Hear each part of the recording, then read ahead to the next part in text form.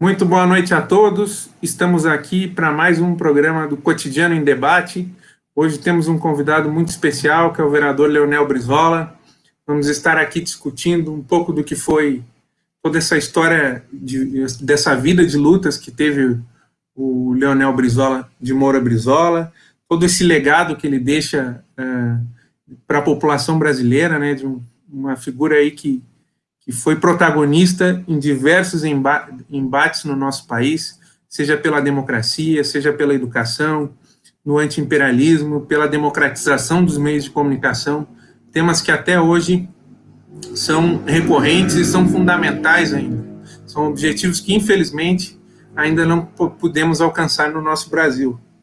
Então, muito boa noite, obrigado pela sua presença aqui, vereador Leonel Brizola. Douglas, eu que agradeço a todos do Cotidiano, é um prazer conversar contigo para que a gente faça aquilo que o Brizola sempre se referiu, o fio da história, para que a gente possa compreender o momento atual, o momento presente, que a gente possa buscar nesse fio da história críticas, autocríticas e principalmente entender os fatos ocorridos nesse período de tempo histórico. O homem é a sua história, então, e fica materializado, e o homem público, então, os seus atos, né, de fato, é que correspondem essa linha, né, do tempo, história, de que maneira ele se comportou em determinado momento da história, em que causa ele apoiou, como que ele se posicionou em determinado assunto, isso é importantíssimo. E nós vemos o Brizola, ou seja, ele enfrentou os maiores poderosos, ele atacou os maiores poderosos do país, ele enfrentou, ou seja, os representantes dos países estrangeiros no nosso país, né? Ou seja, interesses profundos, antipovo, antipátria, de fato. Ele enfrentou a burguesia associada ao imperialismo, enfrentou o latifúndio. Você vê, primeiro o político, de fato, a fazer uma reforma agrária, de fato, inclusive dando terra das suas próprias, da sua esposa, Neuza Goulart, minha avó, um pedaço, enfrentou o exército golpista, não esse aí, não o exército legalista, o exército da legalidade, que nós vamos falar, né, que ele conseguiu ali fazer esse fato épico na história. Então, era o homem a ser combatido com todas as forças pelo imperialismo, principalmente o imperialismo norte-americano, né, Douglas?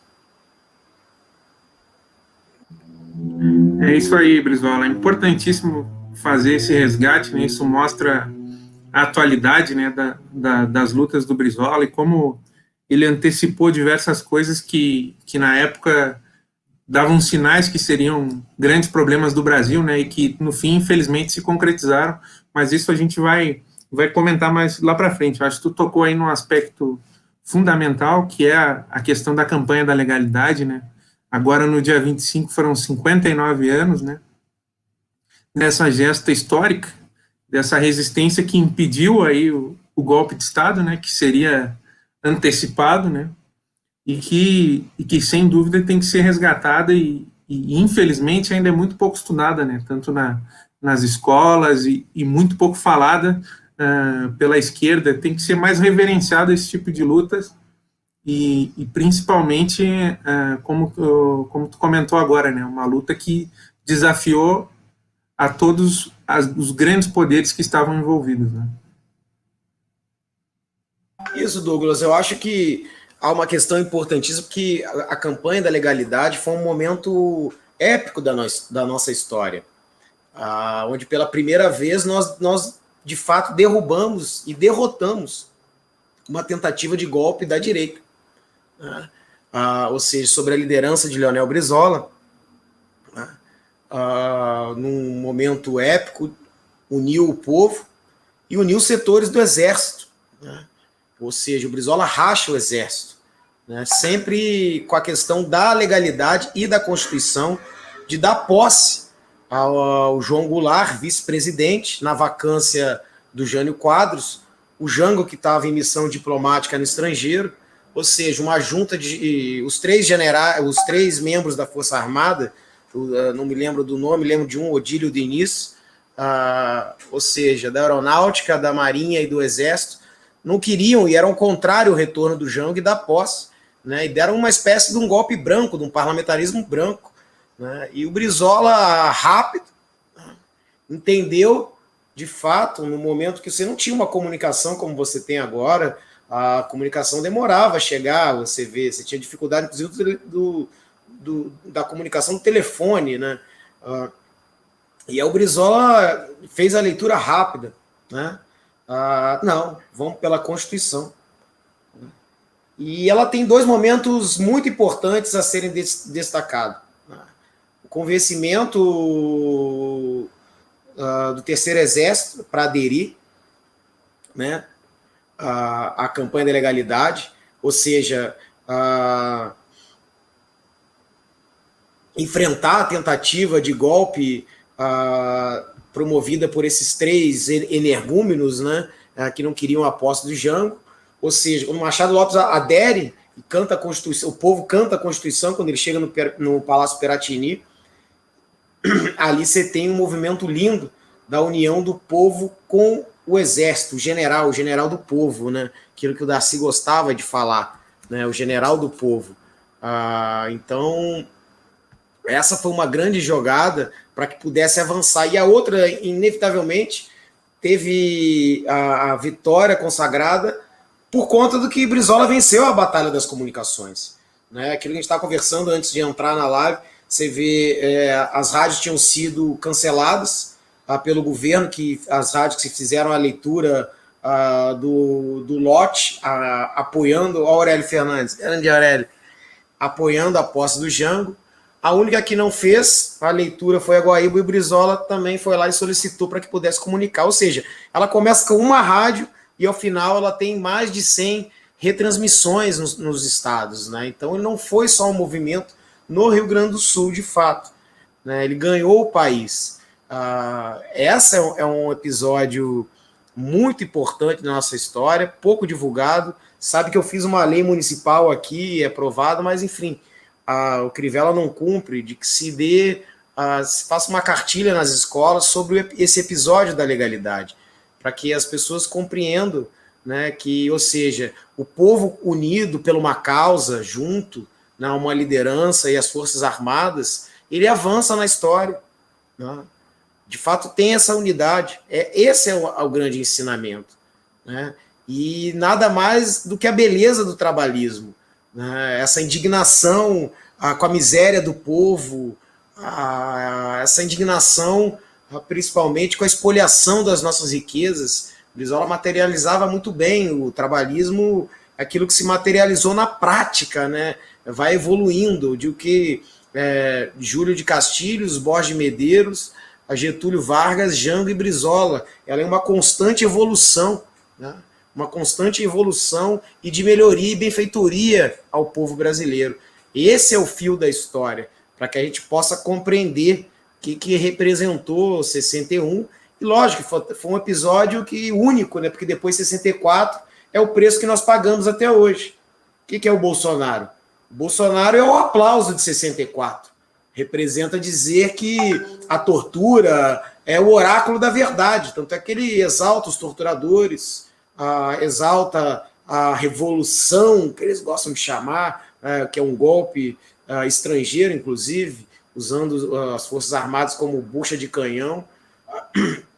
Então, esse é um importante episódio que tem que ser muito analisado, né? E a figura do Brizola, de maneira genial, né? Desde o seu discurso dentro dos porões, né? Inclusive aquele momento onde há uma ordem, né, do governo para bombardear, silenciar o Brizola de qualquer maneira, inclusive pedindo que se utilizasse a aeronáutica, né? Então ali a base de Canoa, a maior base, né, até então, ali tem a ordem para que os caças, os aviões decolassem e bombardeassem, né? A grande derrota se deu em 61, é verdade, 64 horas.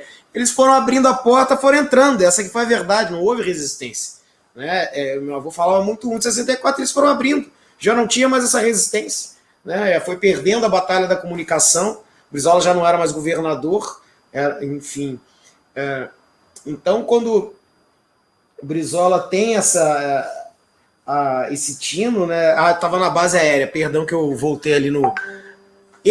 Esse episódio também da base aérea de Canoas é importante porque ali há uma conscientização e uma unidade dos sargentos e dos pilotos, tanto da parte do exército e como os pilotos da aeronáutica, tem uma unidade, né, e boicotam essa tentativa de voos, essa decolagem dos aviões para bombardear o Palácio Piratini e fazer aquilo que fizeram com a Allende 12 anos depois. Né? O fato era aquilo ali, já estava dito.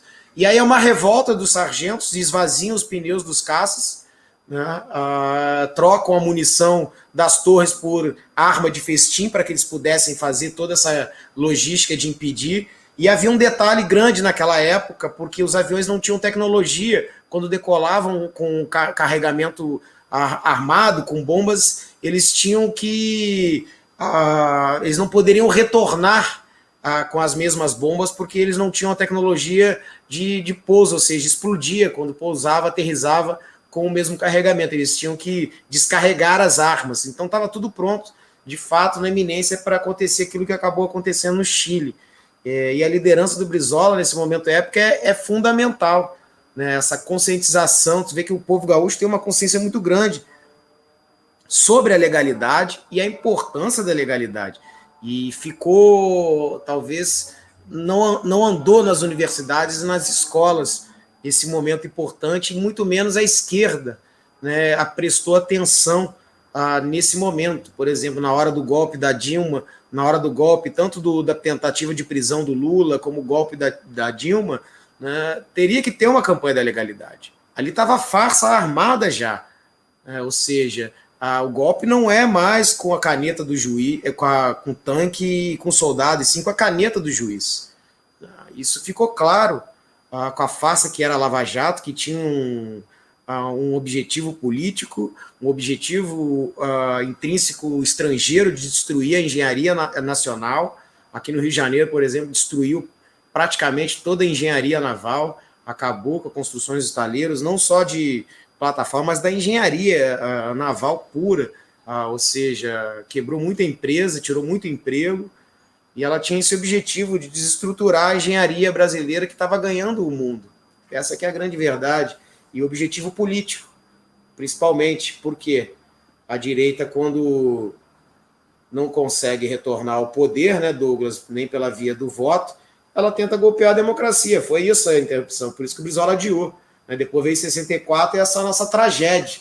Né? O aplauso do Bolsonaro é o aplauso a 64. Quer dizer que o Jango e o Brizola não foram os heróis, sim os bandidos da história, que o Jango tinha que ser deposto, o Brizola tinha que ter sido assassinado, tantas tentativas que tentaram fazer com ele, né? Ou seja, aqueles que foram presos, torturados, assassinados, deveriam ter sido mortos mesmo, assassinados. Então essa leitura equivocada que acabou justamente dando nesse caldo cultural até formado pela Globo. Né? O Bolsonaro é fruto de uma telenovela da Globo que realmente, de fato, nos colocou nessa situação, né, Douglas? Exatamente. Esse ponto da imprensa eu quero que a gente converse mais para frente. A gente vai justamente fazendo esse link, né, passado e futuro, como tu diz, esse fio da história, né, que a gente... não está onde está por acaso, né? E eu acho que essa live, essas conversas são importantes, né, para a gente lembrar essas figuras como Leonel Brizola, como Darcy Ribeiro, que eu também quero comentar, já lá atrás ressaltavam, né, os problemas que a gente enfrentava e que poderia vir a estar enfrentando, né, que infelizmente estão aí presentes no nosso dia a dia.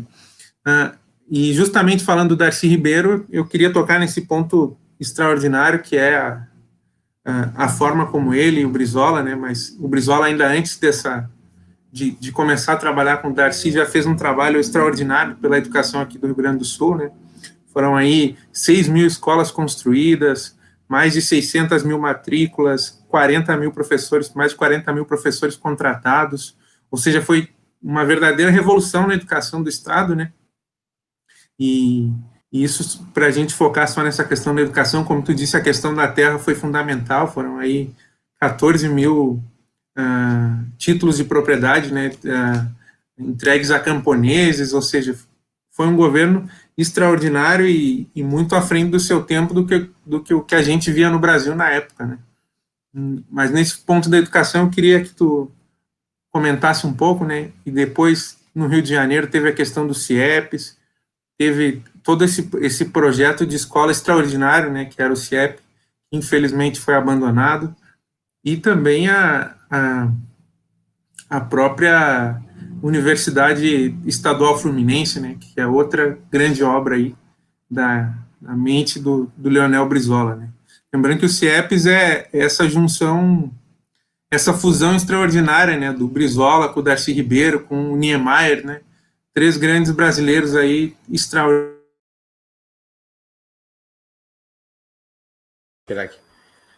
Olha, Douglas, a grande genialidade do Brizola é na questão da construção e do orçamento, né? Eu pego dois casos, o Rio Grande do Sul, com muita dificuldade econômica, vamos dizer assim, pela pressão da região sudeste em sugar o que tinha de riqueza dali, concentrar na região sudeste e mandar para fora do país. Mas o Brizola entendeu desde cedo como é que ele poderia fazer. Sempre separar da Secretaria de Fazenda, deixar a Secretaria de Fazenda com a burocracia, pagando os servidores, os funcionários, e fazer uma espécie de uma secretaria à parte que pudesse concentrar todos os projetos de obra e construção. E, principalmente, ele pega os principais recursos, né, do Rio Grande do Sul, que era madeira em abundância, e carvão também. Então, ele consegue negociar nesses dois pontos para poder fazer a construção, né, e de maneira muito rápida, célere, ou seja, não perdendo tempo, que é difícil hoje na construção de uma obra, você vê que demora, ela tem aditivos, e aí ela começa com um preço e termina com 2, 3 preços, né? Nunca ela tem um orçamento fixo, isso gera um problema enorme para as contas públicas, e o Brizola, na genialidade e principalmente a retidão e o compromisso com a questão pública, entrega muito rápido. Eu me lembro do meu avô dizendo que ele fez uma campanha de marketing em Porto Alegre, né, e contratou todos os maiores jornalistas da época, né, da região sudeste, e aí trouxe de Varig para Porto Alegre, e ele quis apresentar na escola que ele construía em 30 minutos, as brisoletas. Né? Eu cheguei até a estudar no Rio Grande do Sul antes de vir para Porto Alegre, em Porto Alegre, antes de vir para o Rio de Janeiro, mas ela já era modificada, enfim. Mas o que eu quero dizer? Ele chama os jornalistas, né? Aí pega no aeroporto, leva ao centro do governo, né? Bota no ônibus, vem ali mostrando a cidade, acompanhando, e aí ele leva para um lugar que era uma espécie de um plenário, um auditório, aliás, para que pudesse ali ele explicar o projeto, né? E os jornalistas já ali caminhando, aquela figura emblemática do Brizola, o carisma do Brizola, eles passam por um pátio mais deserto assim e adentram um auditório, e o Brizola naquela época aqueles tripés grandes assim de papéis grandes, era uma espécie do PowerPoint da época, mas extremamente moderno, né, nos cavaletes, e o Brizola explicando a construção, de onde que ele tirava, e o jornalista já um pouco meio incomodado, porque, cadê a escola que o Brizola falou que em 30 minutos construía na agilidade, né? E aí o Brizola deu a aula dele, como é que fazia a escola, o projeto 6.000 escolas, tirar o Rio Grande do Sul do analfabetismo. Ele disse, olha, agora vamos ali almoçar. Aí os jornalistas, Brizola, mas cadê a escola de 30 minutos você fazia? Já passou aqui exatamente 30 minutos, 32 minutos e tal. Não, mas vamos ali que eu vou mostrar pra vocês. Quando eles voltaram pelo mesmo pátio que estava vazio, já tinha uma escola ali pronta, né, para eles conhecerem como é. Aí você vê o marketing e a inteligência do Brizola, né, não só mostrou como se construía na teoria, mas na prática também. Deu uma aula, né, tanto teórica como prática. E como que você alavanca sem recurso. Porque o Brizola, uma das questões que o Brizola mais colocava é se o governador ou o prefeito achar que vai chegar na prefeitura ou no governo do estado, vai abrir o cofre, todo o dinheiro vai estar lá, agora eu vou fazer tantas escolas, vou fazer tanto de asfalto, vou aqui melhorar essa parte não vai encontrar, né? Porque é o que é a lógica do gestor hoje. Ele não tem dinheiro, está difícil, né? Tem que chorar em Brasília. O Brizola inverte a lógica. Não, está tudo aqui, ó. eu consigo fazer daqui. Essa visão do Brizola e prática política, ela é de fato desse legado trabalhista, que vai aprendendo na prática, né, na administração pública, como trabalhar para o povo, né, como tirar o povo da miséria, como acabar com a espoliação. Então, desde cedo, o Brizola já percebeu, né, quem eram os inimigos do povo brasileiro. Desde cedo ele percebia, né, que trabalhava e o povo ainda continuava pobre. Por quê? Aquilo que ele sempre dizia, como se tivesse uma bomba sugando o nosso sangue e injetando água, matando o povo aos pouquinhos. Então, toda essa experiência do Brizola, ele tem, claro, tem essa interrupção do exílio, ele perde o PTB, que foi uma tragédia, né? Isso é uma coisa muito que é pouco discutida também, de por que o Brizola não chegou à presidência, mas muito fruto dessa dificuldade, né?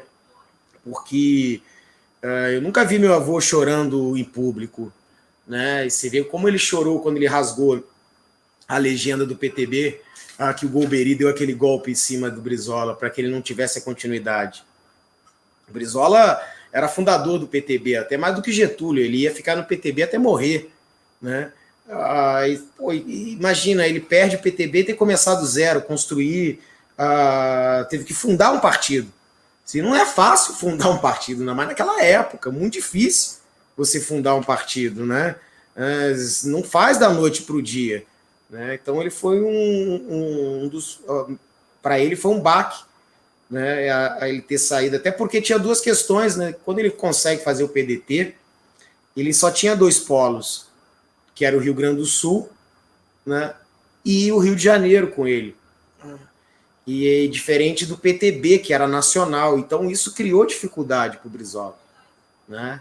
O PDT cresceu com o esforço puro do Brizola, na fala, no carisma, no fio da história, no entendimento que ele tinha, na inteligência da sua fala, porque o Brizola tinha uma inteligência absurda na sua fala. Ou seja, um PDT não tinha uma base operária orgânica, uma pequena burguesia descolarizada, ou seja, tinha a fala do meu avô, né, e do caudilho, o carisma e essa genialidade de ele entender e ler gente, né, aquilo que o Darcy Ribeiro melhor definiu o Brizola, que o Brizola sabia ler gente, né, a escuta, né, e quase chegou à presidência. Não chegou por outros fatores também, mas um desses foi toda essa dificuldade e o golpe do imperialismo de tirar o PTB da mão do Brizola. Ou seja, essa de fato é que impediu. Agora, a construção do CIEP é um outro capítulo à parte. E eu digo isso por quê? Porque você está na década de 80, você tinha uma inflação de 25% ao mês. Então, como é que você projeta 500 escolas no momento que você tem toda hora uma mudança por conta da inflação, né? No projeto, nos contratos, né? Nos salários, quer dizer, como é que você consegue fazer isso? Como é que você consegue projetar, ainda com o boicote do governo Sarney para o Rio de Janeiro, que não deixava ir as verbas institucionais, as casadas, as obrigatórias. O Brizola tinha que recorrer na justiça, e a justiça era amorosa, era a favor do Sarney. Muitas vezes era a favor do Sarney. Esse era outro ponto, que o Brizola enfrentou muito esse poder judiciário que nunca foi modificado desde o golpe de 64, ou seja, a ditadura hoje no país é o judiciário. Então, e com uma inflação galopante, então o Brizola mais uma vez tem essa grande sacada, né, cria fábrica de escola, começa a produzir o próprio cimento. Então, blocos armados, concretos, de encaixe, né, que em 3 meses você colocava, 3, 4 meses a escola estava pronta, ela montadas em blocos, em 3 pedaços, né, a grande parte, aquela estrutura grande que era as salas de aula, você tinha laboratório, na década de 80, você tinha uma parte de dentista, uma sala de dentista, psicólogo, médico, um grande refeitório, uma cozinha industrial, e outra parte, o outro bloco, você tinha ali a quadra, um anfiteatro, uma quadra poliesportiva com teto, ou seja, ela uma quadra coberta, que hoje, para no Rio de Janeiro, a maioria das escolas não tem quadra coberta, e num terreno grande que possibilitava você expandir, inclusive. E o outro bloco era uma biblioteca onde você tinha o pai e a mãe social, onde as crianças dormiam, separado entre meninos e meninas, né, dando dignidade, além de uma questão de alimentação completa. Ou seja, a escola completa. O que eu mais escuto no Rio de Janeiro, das mães, dos pais aqui, na época do teu avô, a minha maior dificuldade, quer dizer, meu filho ele vinha pronto para casa. Meu maior trabalho era botar ele para dormir, porque ele já vinha pronto, já vinha jantado, de banho tomado, dever feito, né? O segundo professor que o pobre nunca pôde pagar, e ainda trazia comida para casa, levava um saquinho de leite. Uma escola que não só formava, mas também servia para alimentar, né, as pessoas que muitas vezes vinham de famílias pobres, né? Eles faziam as 3 refeições na escola, né? Um projeto extraordinário. Douglas, é uma questão que na época da década de 80, a educação não estava na agenda política. Então você tinha uma miséria absurda, que é o que está se restabelecendo de novo, agora com Guedes, voltamos a pré-30. Então você tinha ali uma fome, analfabetismo crônico, e as crianças que chegavam no CIEP naquela época não sabiam nem pegar em talheres. Tinha criança que nunca tinha visto chuveiro. Então era tudo uma novidade, né? E a arquitetura do CIEP, é isso que eu queria adentrar nesse detalhe, porque hoje o mundo todo ele está entendendo que essa é a arquitetura. Janelas amplas, onde o ar circula, teto alto. Você tinha já naquela época acessibilidade, você tinha rampas, não eram escadas.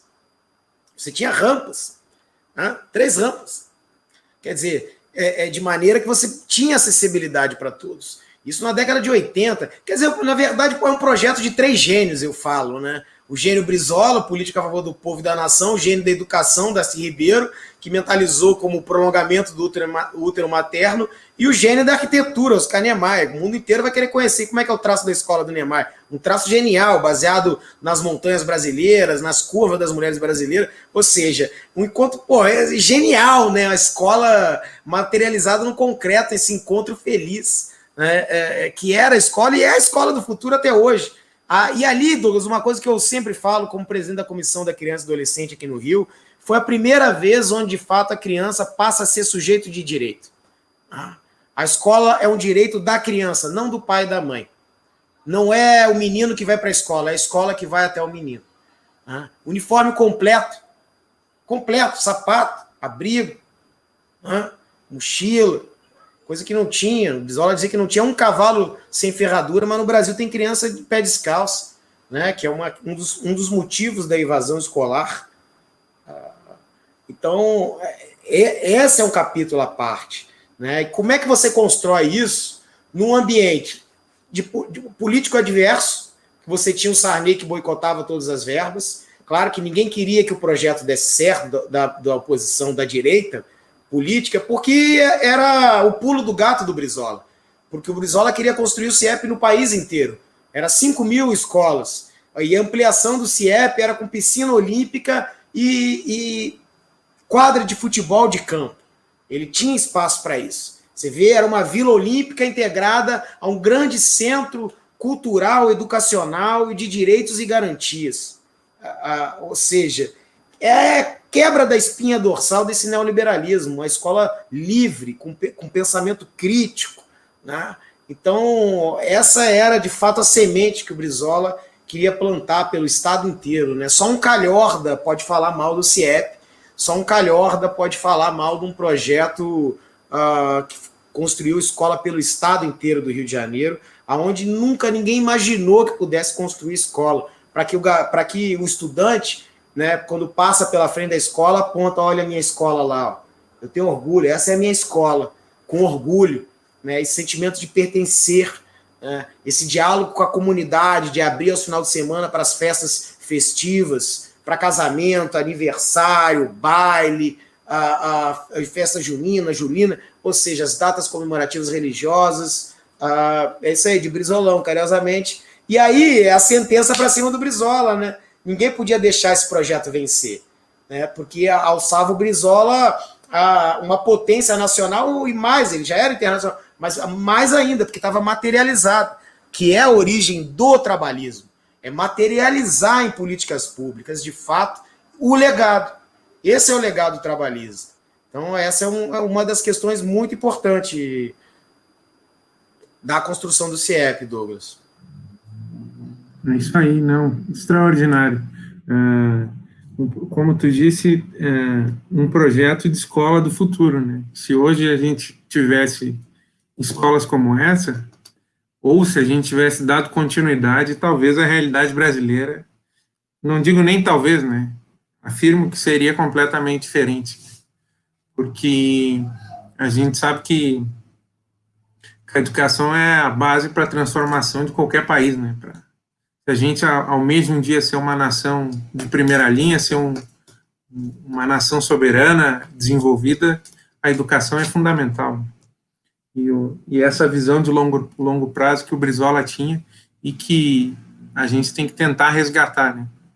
E daí eu já quero passar para um outro ponto que eu acho fundamental e que nos últimos anos a gente viu, como lá atrás o Brizola já tinha razão de criticar, que é a questão dos meios de comunicação. Só rapidamente eu vou agradecer a todos que nos acompanham, pedir que se inscrevam no nosso canal no youtube.com/cotidiano news, que curtam a nossa página no facebook.com/cotidiano news, o nosso canal, o site sempre busca estar trazendo esses debates que a gente quase nunca vê na grande mídia.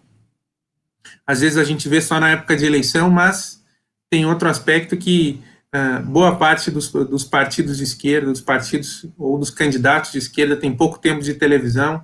Então agora, felizmente, a gente tem essa ferramenta de estar discutindo esses temas tão importantes para nós pela internet, né, que ainda é democrática, e esperamos que assim, que é razoavelmente democrática, né, digamos assim, mas que é muito mais democrática que os meios de comunicação. Então, peço a todos que nos acompanhem, que compartilhem esse vídeo com seus amigos e fiquem ligados no cotidiano aí para mais debates. Como eu vinha dizendo antes, essa questão dos meios de comunicação ela é fundamental. E a gente viu o papel que esses mesmos meios que o Brizola enfrentou lá atrás, seja na campanha da legalidade, quando fez a Rádio Guaíba, aqui do estado do Rio Grande do Sul, que era e é uma concessão pública, né, como qualquer meio de comunicação, ele vai lá, pega os equipamentos e faz a transmissão da cadeia da legalidade, né, que foi o que salvou o Brasil do golpe que já seria em 61, né. Ao mesmo tempo, anos depois, a gente tem a tentativa de golpe na eleição para governador do Rio de Janeiro, né. Novamente, o Brizola faz um enfrentamento com a Globo. Depois temos esse histórico direito de resposta, né, que até hoje deixa qualquer brasileiro que defende a democratização dos meios de comunicação e nos deixa orgulhosos, né, aquele direito de resposta lido pelo Cid Moreira na Globo. E nos últimos anos a gente viu aí o golpe na presidenta Dilma, todo o processo, né, que foi de desgaste aos governos progressistas, desde lá da questão do mensalão, depois na questão do desgaste à presidenta Dilma na reeleição, né, dando voz aos gritos golpistas aí da direita brasileira, depois na concretização do golpe e depois na prisão do ex-presidente Lula, né. Então a gente vê que essa bandeira da democratização dos meios de comunicação é fundamental e mais atual do que nunca, e o Brizola teve um papel fundamental nisso, né. Eu queria que tu comentasse um pouco sobre isso também, e lembrando que hoje o que a gente vê é que esse pessoal da mídia dominante agora quer meio que se abster da responsabilidade que tem na eleição do Bolsonaro, né. Isso é outra coisa que a gente não pode deixar acontecer e tem que seguir denunciando, não é mesmo, vereador? Tá certíssimo. Sabe que, fazendo uma comparação com a atualidade do Rio de Janeiro, eu quero fazer esse link para mostrar o resultado justamente dessa leitura do Brizola, né? No Rio de Janeiro, hoje, a criminalidade significa a espoliação do povo, patrocinada por dois vetores, né? Um é o judiciário e o outro é o sistema de comunicação. O judiciário venal, ou seja, o golpe não é mais com a caneta, o golpe não é mais com tanque, e soldado é com a caneta do juiz, como a gente viu no processo da Lava Jato com o Sérgio Moro, a perseguição e a prisão do Lula. Por exemplo, não há diferença do governador Witzel do Rio de Janeiro para o Moro, ou seja, aliados e depois amaldiçoados. Todos os dois foram jogados no lixo, que contrariaram, né? Ou seja, e o Witzel muito caiu, né? Foi agora, nesse momento, porque ia ser revelado, né? Não porque ele é um humanista, mas por vingança ao Bolsonaro, né? Ele ia revelar justamente essa ligação da família Bolsonaro, do Queiroz, né? Com as milícias, com os grupos de extermínio, né? Herança de 64 da ditadura militar, ou seja, a milícia, o crime, o escritório do crime e o assassinato da Marielle. Isso ia ser revelado, né? Então, há de fato esse fato importante a ser destacado, né? Por exemplo, Crivella, aliado do Bolsonaro, aqui cometeu diversas irregularidades diante da pandemia e não sofreu um processo. Comprou mais de 3,5 milhões de máscaras que não serviram para nada, ou seja, construiu hospital de campanha superfaturado para 500 pacientes, não atendeu nem 100. Né? A procuradora-geral do município acusou de superfaturamento, o que ele fez? Afastou. Né? Ou seja, o judiciário não foi em cima dele, a Polícia Federal não foi em cima dele. Ou seja, o judiciário é da ditadura. Né? É o que se mantém até hoje. Aquilo que eu falei, a ditadura é representada pelo judiciário hoje. E o Brizola, na época, defendia eleição para o judiciário. Né? Talvez hoje não seja mais possível, né? Eleição, dadas as situações, a controvérsia que vivemos. Se fizer a eleição para o povo decidir que privatize tudo, talvez privatize tudo. Né? Então, talvez seja por sistema de cotas, abrir mais universidades públicas, oportunidades, de fato. Né? E um dos símbolos desse poder faraônico é a própria arquitetura. No Rio tem um quarteirão inteiro, né? Um quarteirão inteiro, um andar inteiro de academia de luxo, para que Vossa Excelência Faraônica possa fazer seus halteres, fazer sua malhação, um restaurante, não se misturam, o povo não acessa, né? Banheiros com mármores de Carrara.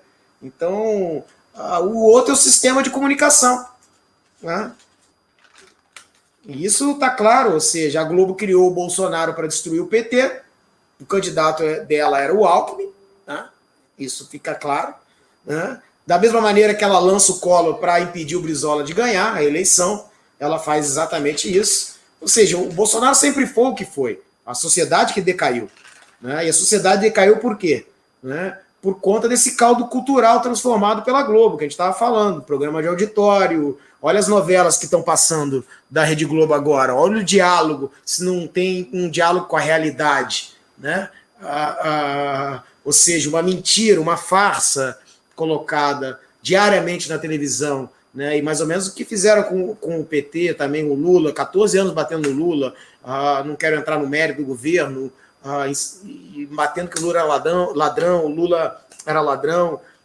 Ou seja, esse caldo cultural transformado pela Rede Globo deu no que a gente está vivendo hoje. Só que agora há uma contradição histórica. Né? A Globo não sabe mais o que fazer com o Bolsonaro, que nem tu disse.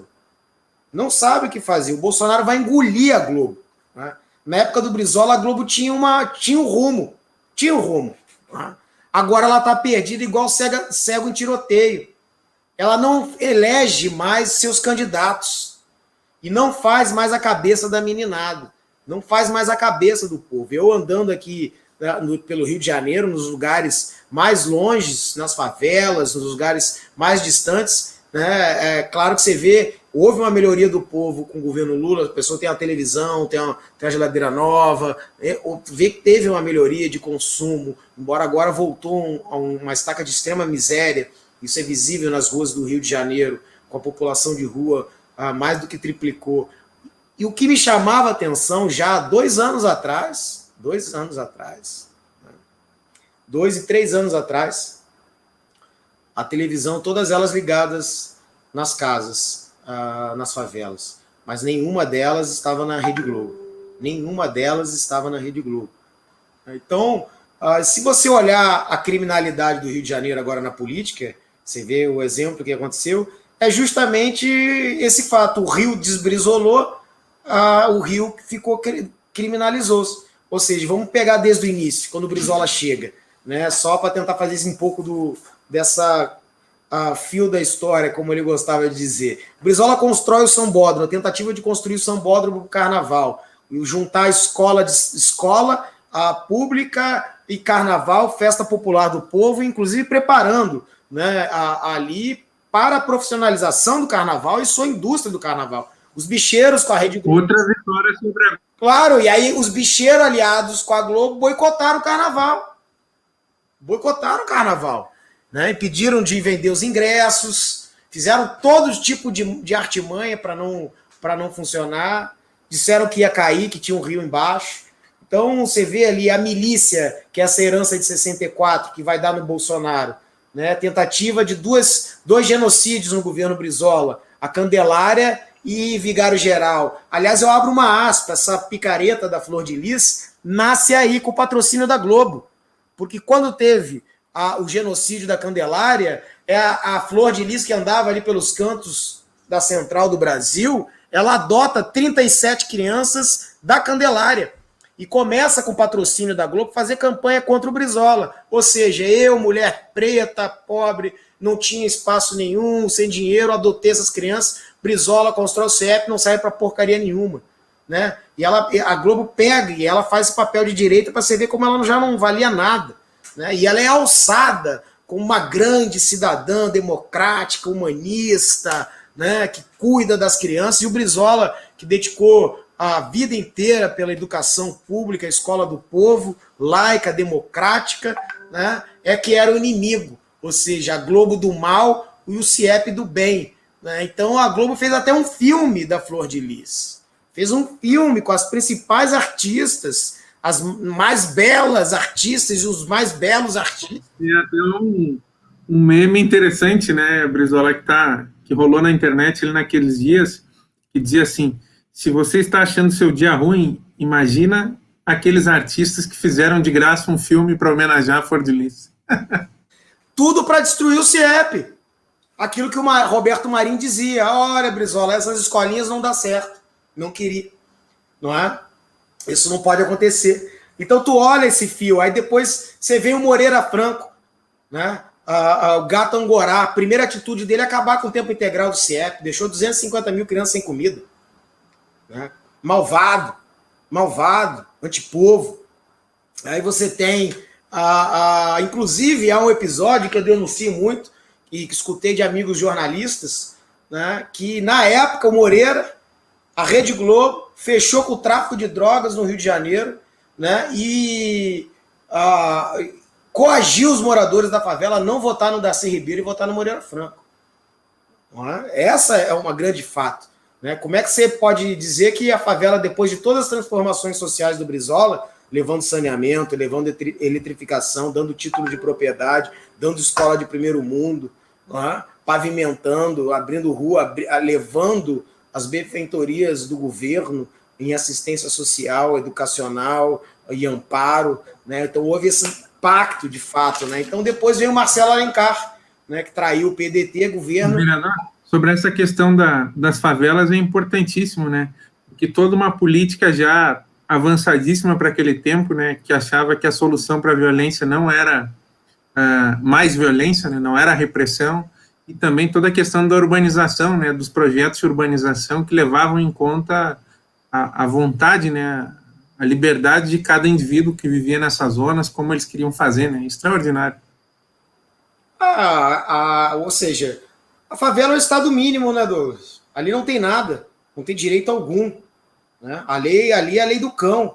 Né? Quem manda quem é mais forte. A polícia entra com butinada na porta, tapa na cara, atira para tudo que é lado. Você vê como é que a polícia entra nas áreas ricas do Brasil. Ô, doutor, posso entrar aí? O senhor vai ser preso. O senhor poderia abrir a porta para Vossa Excelência? Vê como é que ela entra na favela. Vagabundo! Né? Vê como é que era o Caveirão, quando o Cabral inaugura o Caveirão no Rio de Janeiro, né, com megafone, xingando as mulheres de vagabunda, prostituta, sai da rua, mãe de marginal, vai ser cravada de bala, Esse é um linguajar, inclusive, parecido com o da milícia e do tráfico, né? É uma coisa que é inadmissível.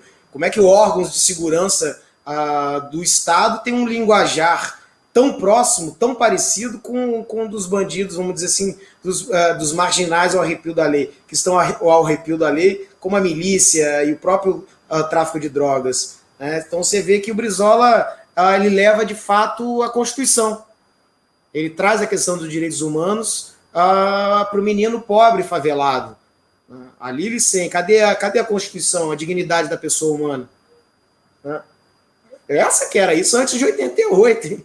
Essa que era uma coisa visionária. Né? A inviolabilidade do lar. Né?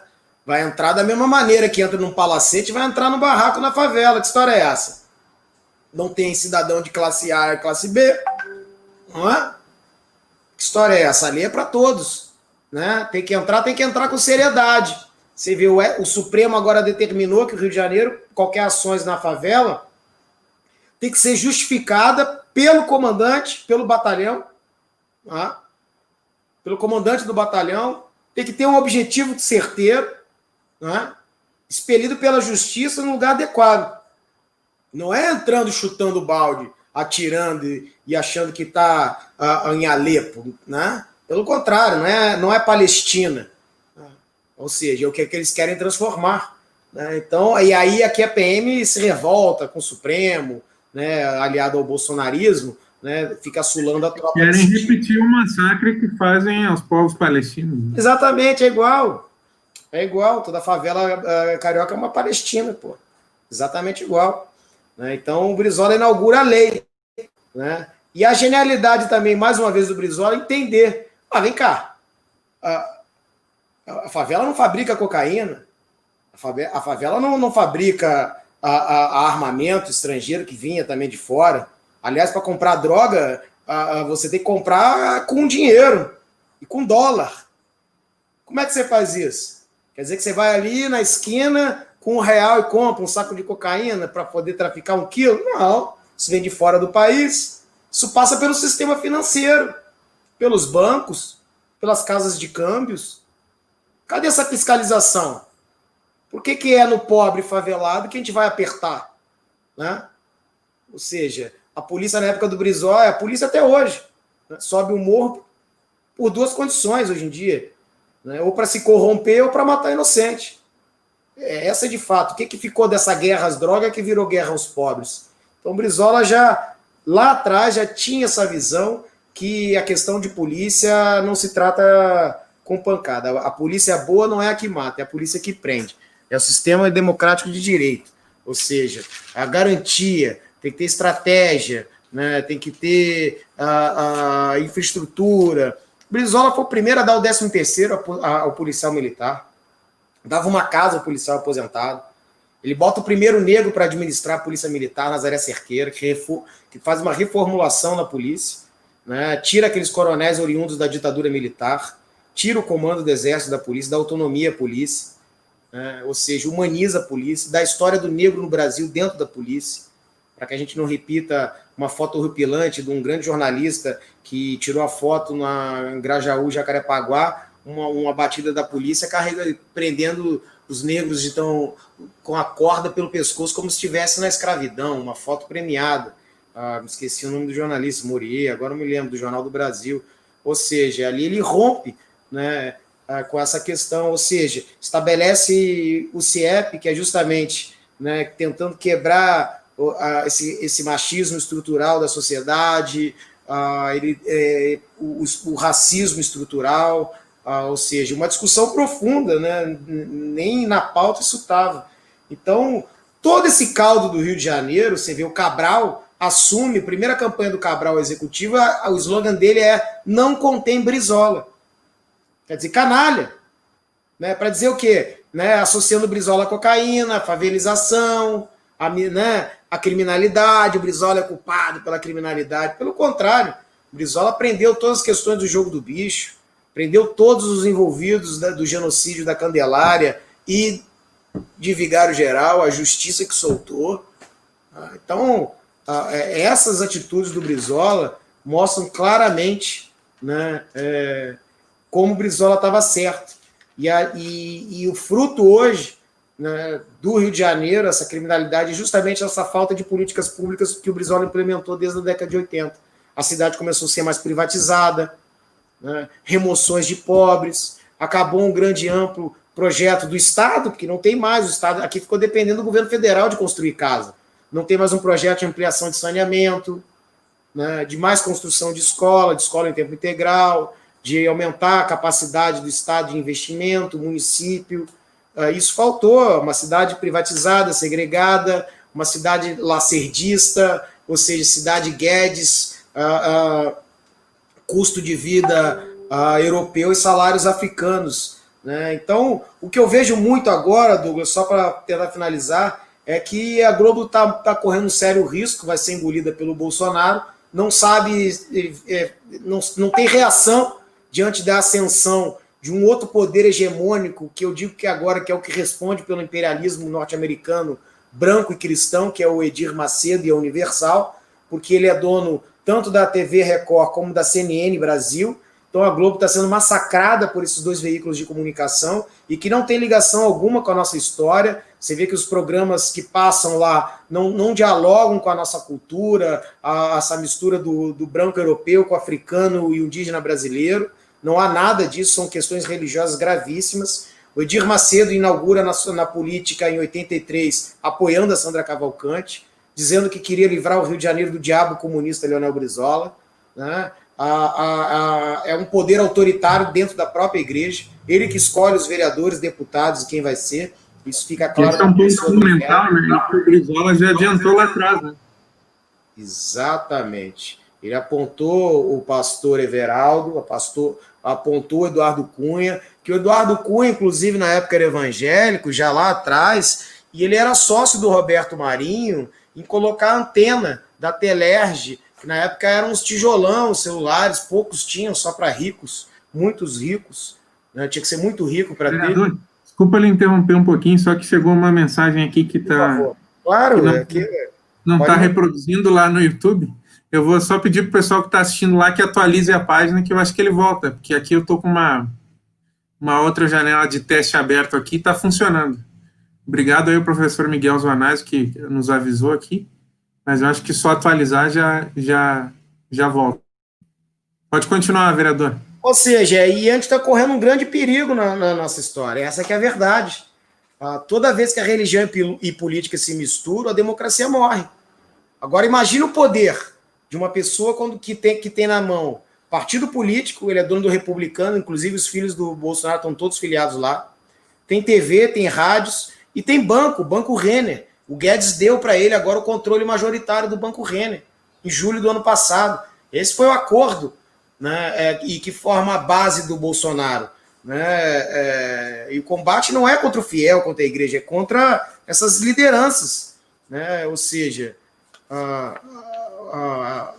essa mistura gravíssima, né, e concentrado um poder hegemônico enorme, e que o Brizola lá atrás denunciou, que não poderia ter essa evangelização na política. O Estado é laico. Se você eleva uma política de Estado que o meu Deus é o único Deus, é o Deus verdadeiro, e o teu Deus é o Deus falso, né? Como é que a gente combate isso? Isso vai dar no fundamentalismo religioso, né?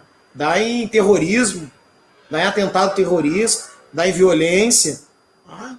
Isso fica claro. Olha o que aconteceu com aquela menina de 10 anos. Estuprada, né? Os fiéis enlouquecidos chamaram ela de assassina, que não queriam que ela abortasse. Que absurdo é esse? Que absurdo é esse? Isso é um acontecimento que causa não só indignação, mas vergonha, né? De que em pleno século XXI a gente passa por uma situação como essa, né? E mostra o atraso que significa, né? Quando a gente mistura política, a coisa pública com religião, né? E de fato, o Brizola apontou a gravidade disso, né? Com garotinho já. Um garotinho inicia no Rio de Janeiro. O Eduardo Cunha, com o pastor Everaldo, e depois tem a ascensão da Universal. Né? Aliás, o Brizola foi o único que enfrentou eles no Rio de Janeiro, de fato, porque o Edir Macedo tentou alugar o Maracanã num desafio de tentar colocar ali todos os evangélicos lutando contra as outras religiões. Aliás, o Macedo cresce muito alugando um canal numa rádio e que ele bota os desafio dos deuses, ou seja, ele desafiava os outros deuses, né? E ali ele colocava guerra às religiões de matriz africana, ou seja, guerra é eliminar o próximo, não é condizente com as religiões, né? De amar o próximo, de respeitar o próximo, respeitar a pluralidade das religiões e das manifestações religiosas, né? Ou seja, o não matarás não vale mais nada para eles, porque eles podem matar em nome de Deus. Inclusive estão matando a democracia, porque é extremamente autoritário. Esse talvez seja... olha lá, Leonel, você falou do Moreira Franco, ele e a Globo criaram as operações Mosaico 1 e 2, verdade. João Cláudio, verdade. E tudo com o interesse, de fato, de destruir a ascensão do Brizola para que ele não chegasse à presidência da República, né? Só que agora, como eu te disse, a Globo está perdida nisso aí. Então, há muito jogo, de fato, por trás dessa disputa. Você vê que a Globo ataca o Bolsonaro, mas não ataca o Guedes, né? O Guedes aí... O interesse da Globo e do chamado centrão no governo Bolsonaro é justamente o Guedes, né? Uhum. Exatamente. Então, você tem aí...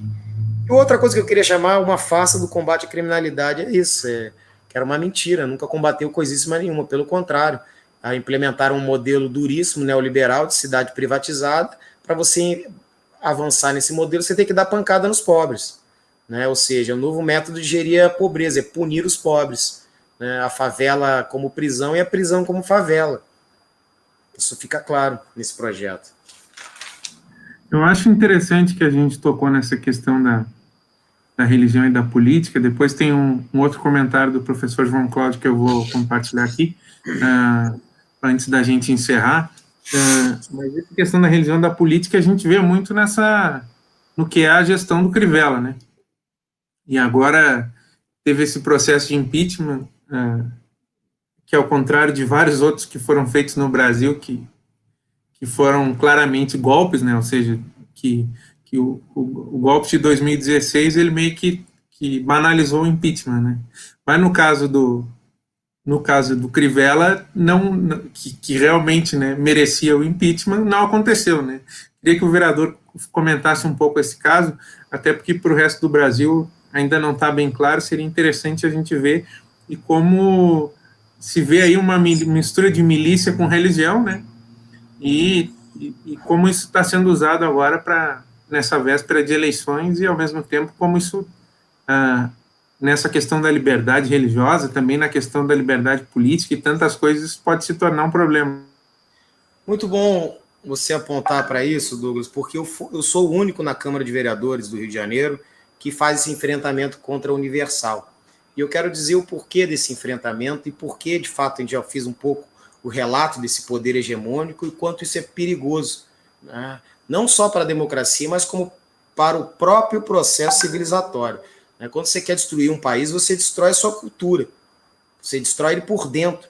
Então é a morte, é a nossa morte, né? A morte da nossa ancestralidade, né? De quem somos, de quem viemos, da nossa mãe preta, daquilo que o Darcy chama de povo brasileiro, essa mistura do negro africano, o europeu e o indígena, né? Que é o CIEP, né? Quem somos e de onde viemos, ou seja, a nossa ancestralidade.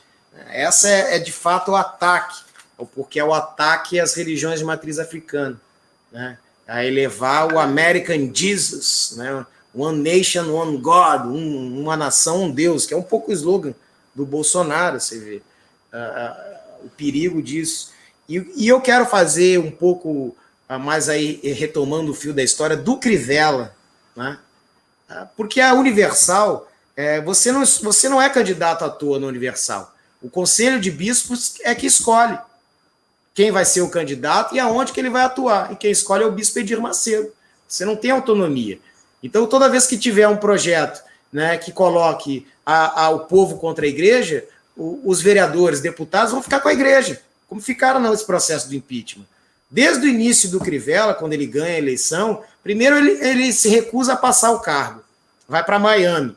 Aí Tato já sabe, o cara que vai para Miami, boa coisa, né, para passar Natal e Ano Novo em Miami, quer dizer, nem toma posse depois. O primeiro ato dele é nomear o filho dele na Casa Civil, um ato nepotismo, que a justiça tirou.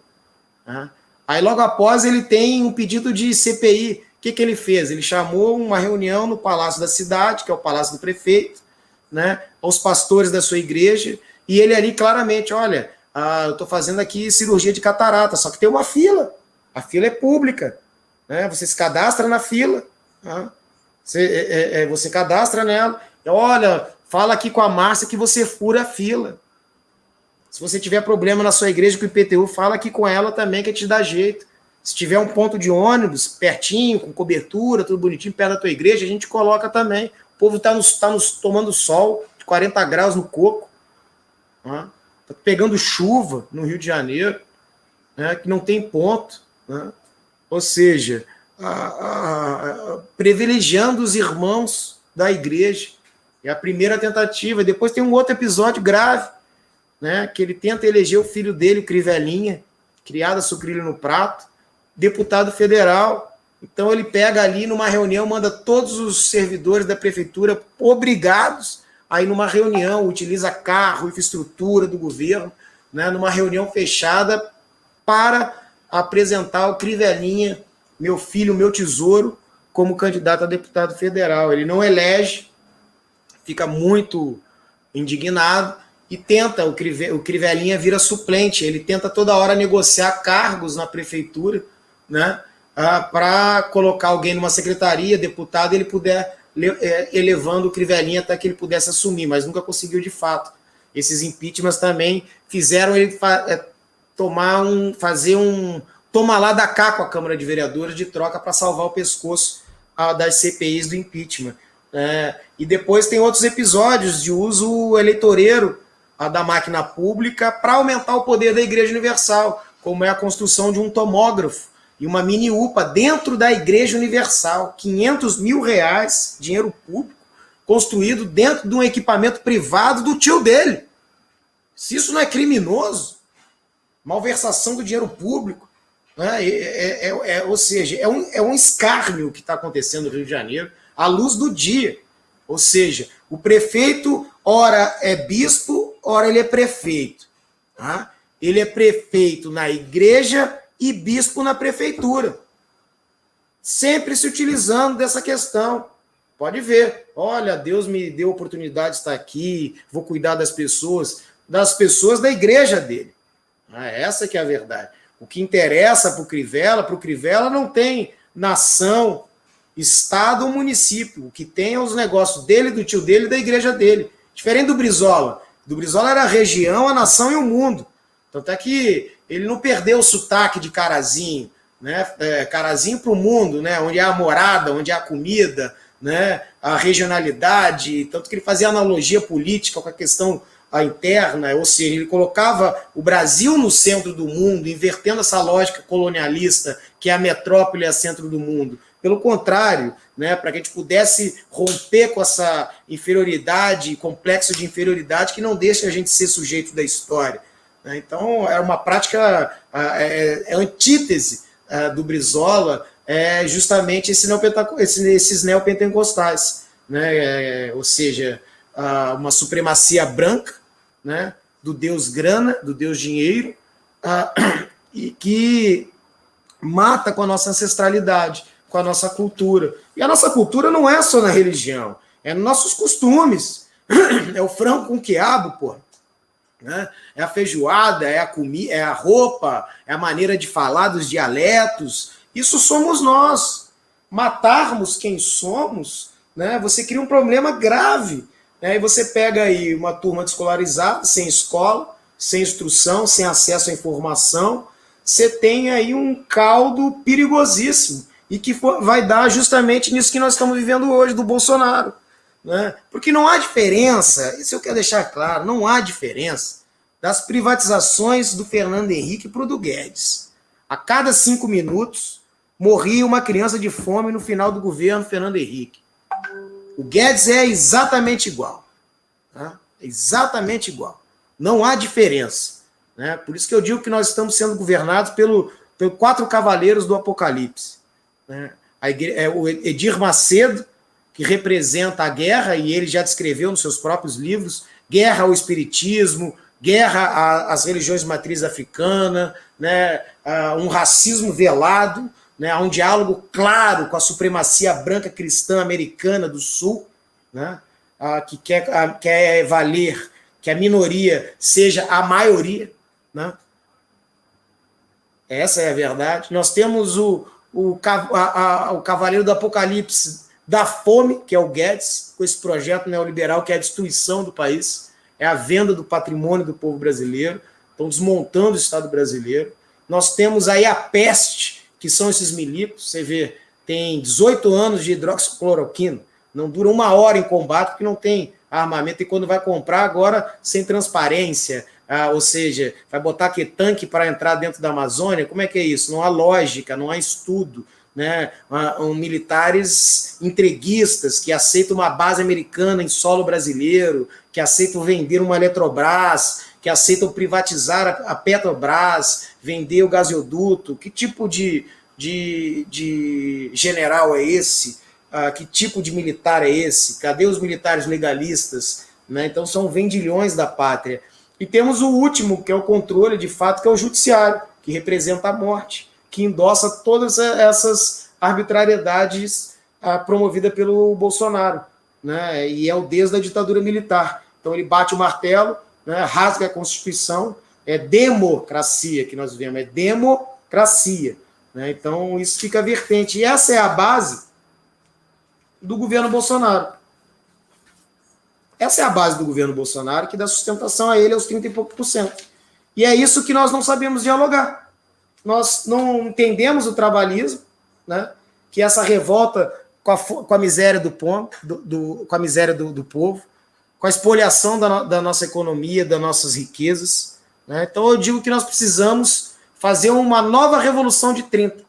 Nós precisamos entender o trabalhismo, né? Todas as suas contradições, sua contextualização, né, para, de fato, essa vertente nacional, nossa, né, que tem diálogo direto com o povo brasileiro. Nós precisamos fazer essa anamnese, nós precisamos conversar com nossos mortos, de fato, para mostrar a importância desse processo do trabalhismo, e que eu digo que o brizolismo é o mais avançado, né? O processo de evolução, de radicalização, de uma revolução de fato que nós precisamos resgatar. Esse enfrentamento, essa coragem do Brizola contra essa teocracia neopentecostal do dinheiro e da milícia, porque querem transformar o Brasil numa república gospel, autocrática, oligárquica, vendilhão da pátria e miliciana. É essa contratação agora do Crivella, dos jagunços, contratado com dinheiro público, né, para ficar na porta do hospital. Quem reclamar ganha bordoada. A mesma maneira que ele fez nos conselhos tutelares, aparelhou os conselhos tutelares para trocar o ECA pela Bíblia.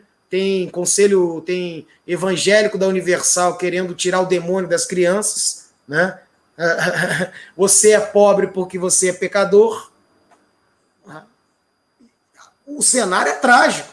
A esquerda precisa fazer a leitura do que está acontecendo. Não é criticando os 89 mil do Queiroz, que tem que ser combatido, tem que ser utilizado. Nós precisamos fazer o outro tipo. Lembrando que o Brizola só foi possível a legalidade porque vencemos a batalha das comunicações. Aqui nós perdemos a batalha da comunicação. Bolsonaro foi para o microfone e disse claramente: vocês perderam em 64, perderam em 2016, viva o coronel Brilhante Ustra. Por que esse cara não está preso? Como é que esse cara não foi fuzilado? Como é que o cara fala, exalta uma tortura, uma destruição da democracia como essa? Como é que um país de maioria negra, né, aceitamos alguém, um presidente que disse que não entraria num avião pilotado por um negro? que mulher tem que ganhar menos porque engravida, negro pesa em arroba. Então nós perdemos a batalha da comunicação. Não fomos a trabalho de base, né?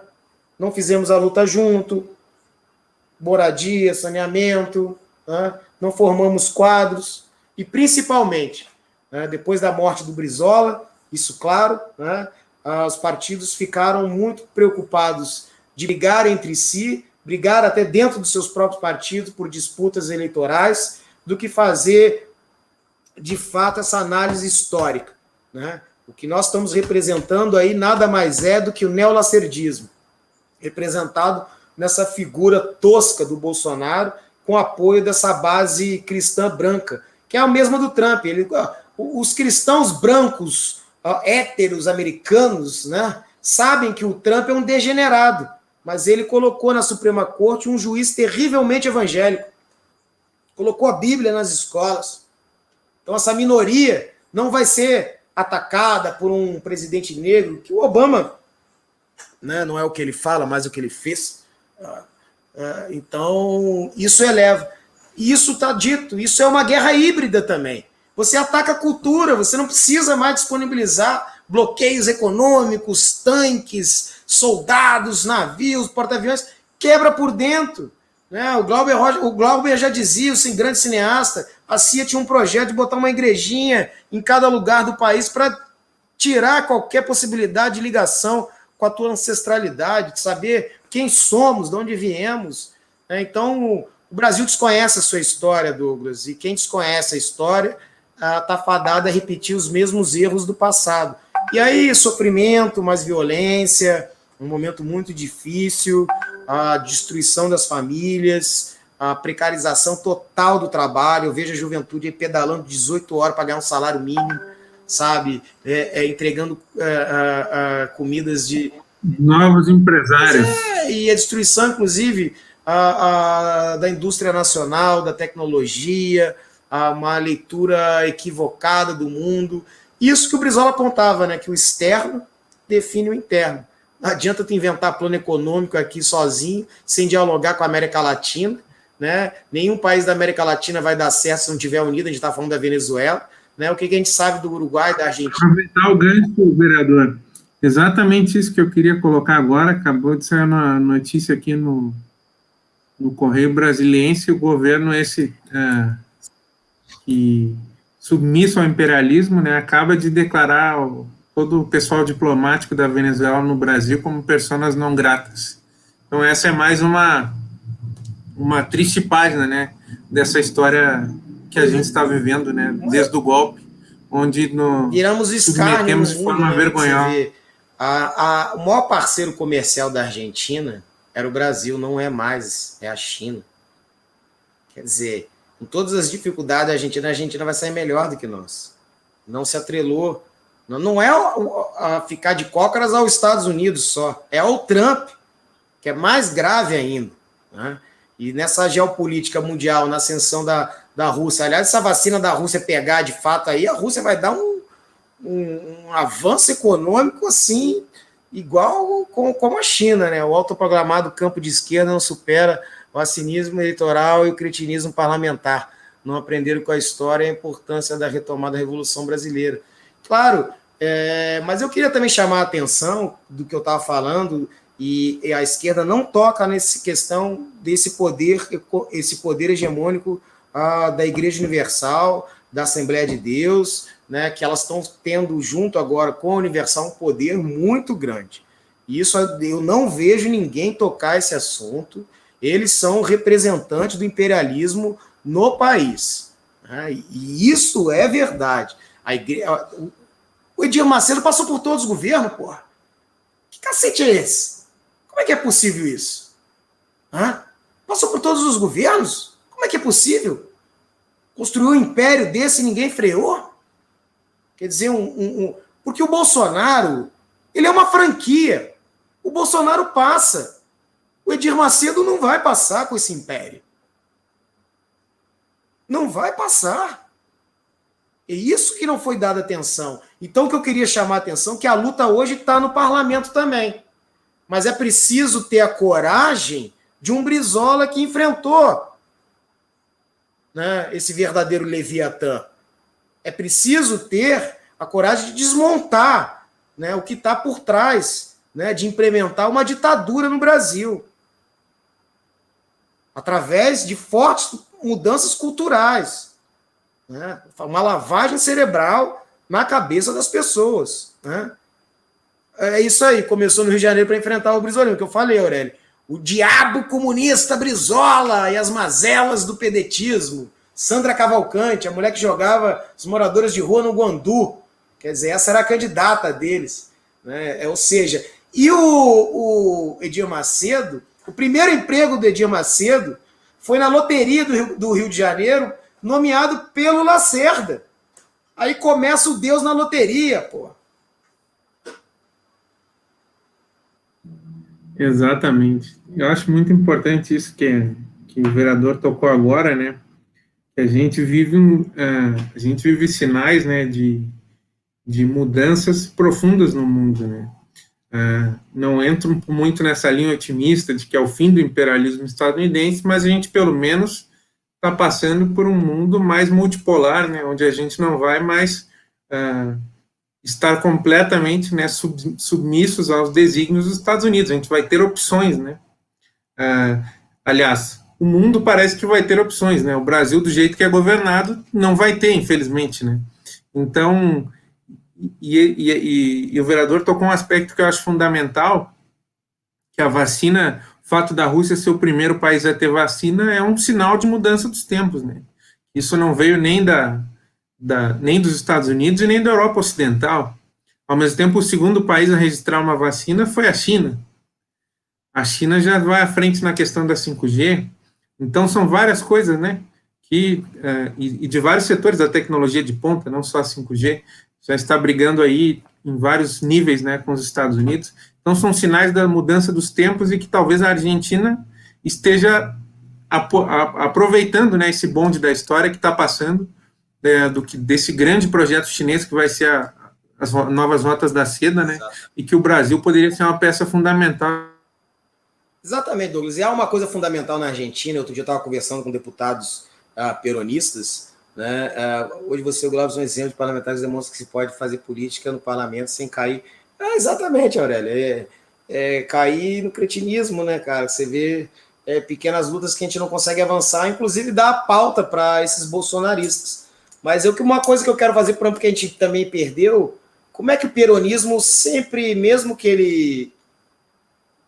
ele perde o governo, ele se reinventa. Né? Como é que o peronismo não morre e o trabalhismo está no cemitério? Porque há uma comunicação direta com os sindicatos, há um entendimento de unidade, inclusive, mas não é qualquer unidade, né? Ou seja, há um entendimento que o peronismo ele sempre se reinventa na Argentina. Né? Há sindicatos dos professores, da indústria, há ativos, ou seja, a gente perdeu também em determinado momento esse fio. Né? E claro, o Brasil também perdeu aí uma figura do Leonel Brizola, que é uma figura ímpar, né, na condução, na visão do mundo, na experiência do que a gente pouco, né, se fosse falar tudo do Brizola, a gente ia ficar aqui até de madrugada, né, Douglas? Um tema só do Brizola tem muita coisa para falar, né? Daria para fazer uns 20 programas aí. Verdade. Até interessante isso, porque lá no canal e no Facebook do vereador Leonel Brizola tem vários programas, né?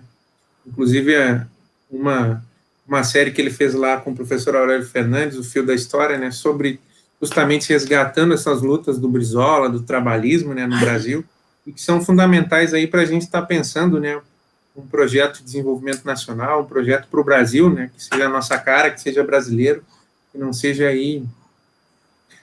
Claro que a gente sempre tem que observar as boas experiências de fora, mas que nós mesmos temos que construir. Né? E daí eu queria aproveitar aqui, antes da gente encerrar, comentar que aqui o site Cotidiano, junto com a rede de intelectuais, artistas e movimentos sociais em defesa da humanidade aqui do Brasil, a Rede Brasil, está na campanha pelo Nobel da Paz, pelos para as brigadas médicas cubanas, né? E o vereador Leonel Brizola faz parte da Rede Brasil também. E daí é interessante a gente destacar, né, essa relação que tinha o Brizola com Cuba, o Fidel, com esse encontro que ele teve com o Che Guevara no Uruguai, né, que também foi importantíssimo para a formação política dos dois, e o próprio Che saiu falando muito bem do Brizola. Foi um encontro importantíssimo, né? E uma pergunta complicada aí.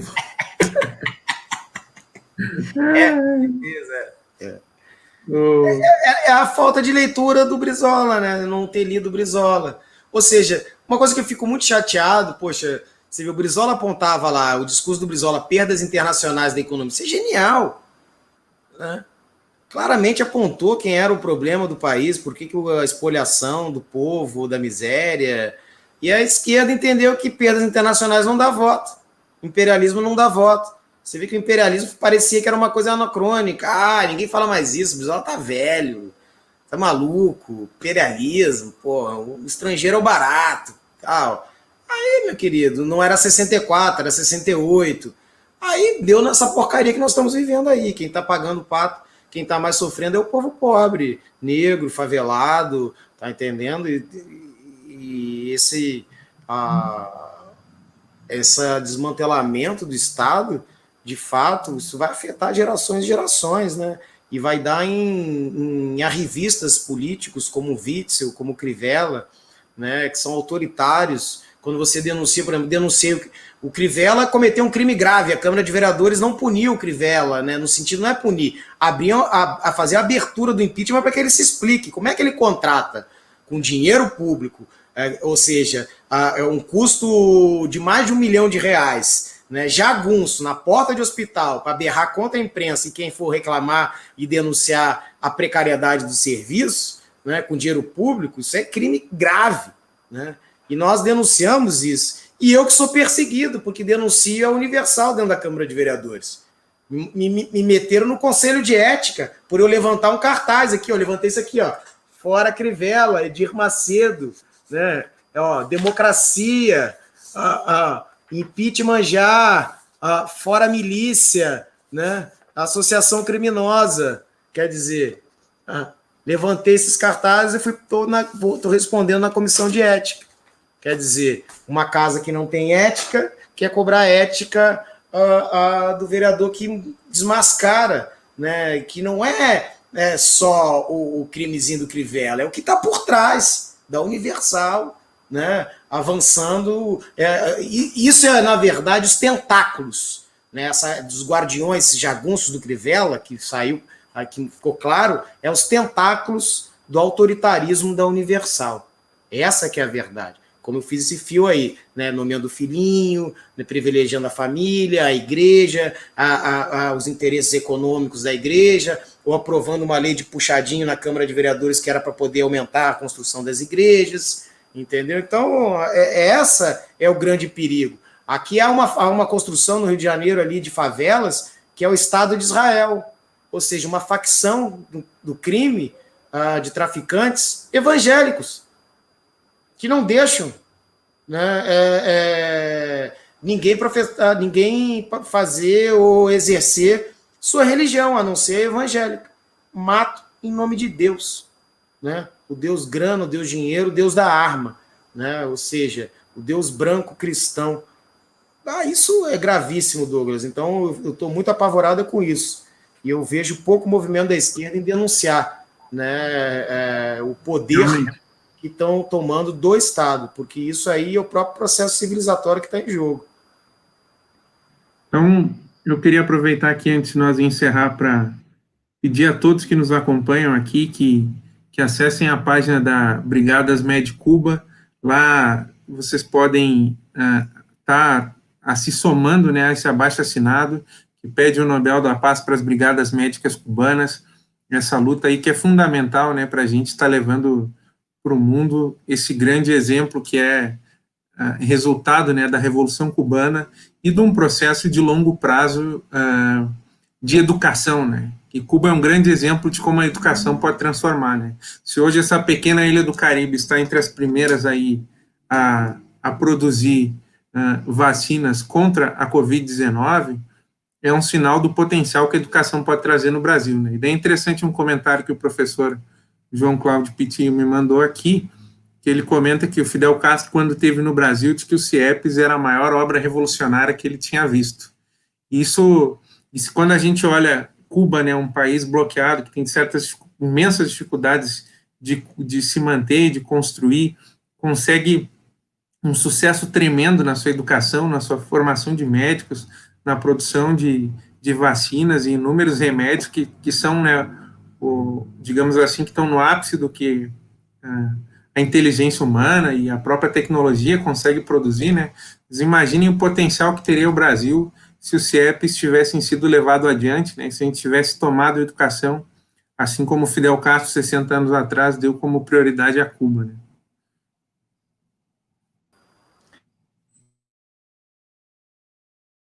Os médicos cubanos, no programa Mais Médicos, houve uma, ou seja, houve uma a direita sempre inverte a verdade, né? Isso que é claro. Então houve uma inversão do que representava esse programa Mais Médicos. Não era nada para contratar cubano, e sim para você modificar essa medicina mercantilista no nosso país, onde só os ricos têm acesso, ou só o rico pode virar doutor, a não ser por programas que o governo Lula abriu e a Dilma também deram ascensão, mas ainda muitos casos, não é verdade? Então, tive a oportunidade de conhecer os médicos cubanos nesse programa, mas tive a oportunidade de conhecer qual era o programa Mais Médicos, ou seja, era a interiorização da medicina no nosso país, onde os médicos não vão, né? E os médicos cubanos vão, né? Então, a contratação dos médicos estrangeiros era o último item da linha. Quando não tinha mais formação, né, de médicos para poder suprir atendimento no interior mais longínquo do país, você contratava esses médicos. Então, houve uma demonização, né? Você vê os médicos brancos gritando, olha lá os médicos cubanos, como parece uma empregada doméstica, quer dizer, um fio escravocrata, né, dessa elite racista, antipovo, sabe, nojenta, né? E ver a humanidade, como são humanos. Eu vi o caso da primeira médica cubana que foi na África na epidemia do Ebola, e que era um susto, que era muito grave, o mundo inteiro já não estava sabendo como reagir, os Estados Unidos também não sabia como reagir, né? E eu me lembro ela contando depois a história dela, que ela foi e veio um paciente, ela chegou, não estava nem equipada, e o paciente mal ali caiu, ia bater com a cabeça numa quina e podia falecer. Ela vai, né, por ímpeto, pelo juramento socrático que ela fez, ela vai lá e salva e segura o paciente, mas se contamina, né? Então, depois ela volta para Cuba, faz o tratamento, né? E aí, de tanto falar essa coisa, né, o esquerdopata, bolivarianista, vai para Cuba, Brizola. Eu fui para Cuba conhecer, né? Tive uma aula de geopolítica, tive uma aula de cidadania, humanismo, solidariedade e fraternidade. Conheci todo o sistema educacional, sabe? A maneira como se coloca. Agora, o que me chamou a atenção foi a questão da saúde, né? Como é que um país com todos os bloqueios, você não consegue comprar insumos, ele tem uma tecnologia de alta ponta para fazer vacina e remédio. Vacina que nós não temos, mesmo com Farmanguinhos aqui, a Fiocruz, né? Inclusive tem parcerias agora, né? Interferon, né, contra a meningite, ou seja, tinha um remédio que impedia 80% das amputações de diabéticos, e tudo com matéria-prima deles. Ou seja, a inventividade dessa turma, né? Você tinha aula com um menino de 14 anos, te dava uma aula de geopolítica, coisa que não tinha, uma consciência do seu papel, né, de ser sujeito da sua história, de conhecer a sua história. Então, para mim, foi uma experiência formidável, né, da cultura, mas, sobretudo, principalmente da área médica, biomédica. A biomédica é extremamente avançada, né? Se nós olharmos para a taxa de mortalidade das mulheres grávidas e das crianças no Rio de Janeiro de até 5 anos de idade, é 3, 4 vezes a taxa da cubana. Com todos os equipamentos que nós temos aqui, até modernos, porque vivemos essa situação híbrida, sai do público para o privado, mas não vai do público para o privado, né? E lá com poucos recursos, uma medicina humana, preventiva, tem todos os atendimentos por todos os atendimentos, todos os tratamentos. Quer dizer, com bloqueio econômico, sem poder trazer vacinas, sem trazer insumos. Então, o que me chamou muita atenção foi esse avanço tecnológico da biofarma cubana, né? Então, uma coisa assim impressionante, como eles se dedicam a essa questão, a democracia interna, a das eleições, né? Então, para mim foi uma grande aula e fiz muitas amizades, né, com muitos cubanos e brasileiros que estavam lá. Então foi assim, eu acho que o Brasil precisa conhecer a história dos nossos irmãos latinos-americanos e caribenhos, né? Eu acho que essa falta de comunicação, né, prejudica e isola o país ainda mais.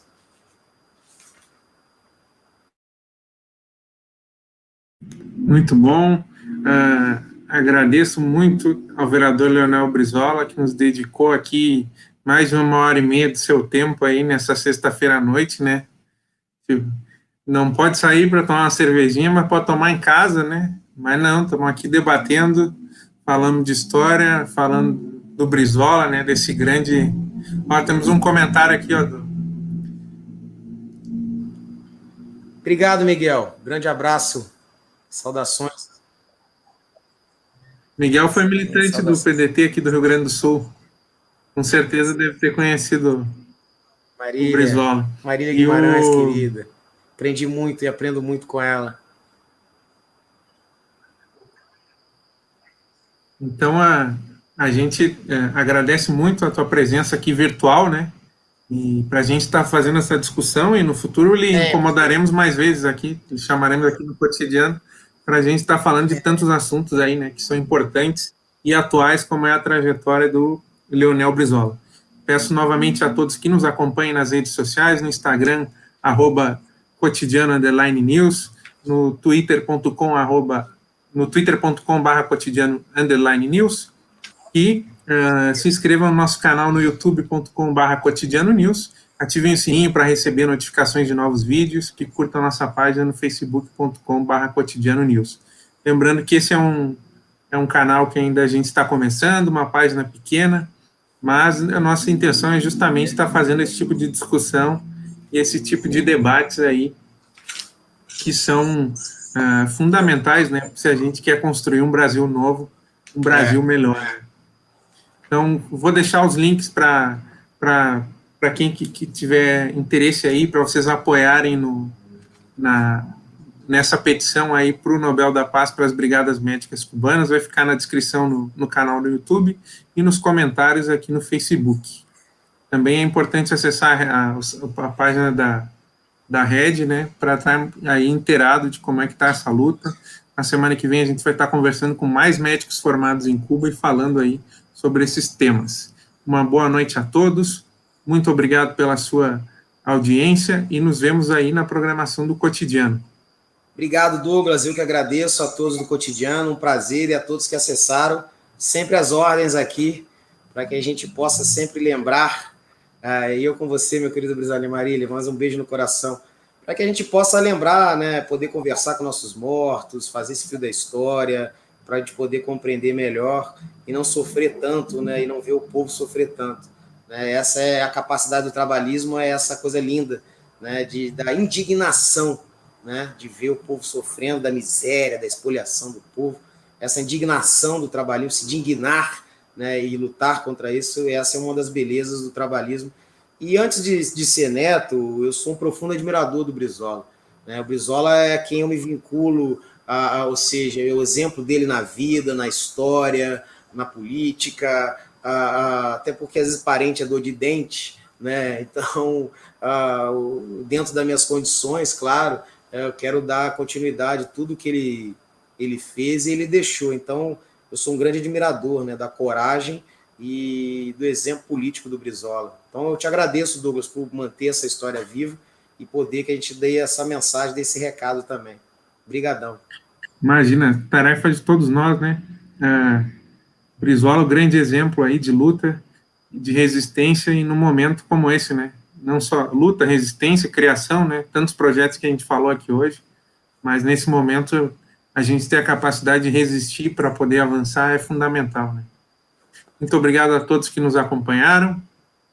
Fiquem ligados na programação do Cotidiano. Nos vemos amanhã às 16 horas com o programa Pelo Mundo, com os professores Aurélio Fernandes e Eden Pereira. Boa noite a todos. Maravilha de programa. Um abração. Tchau, cara.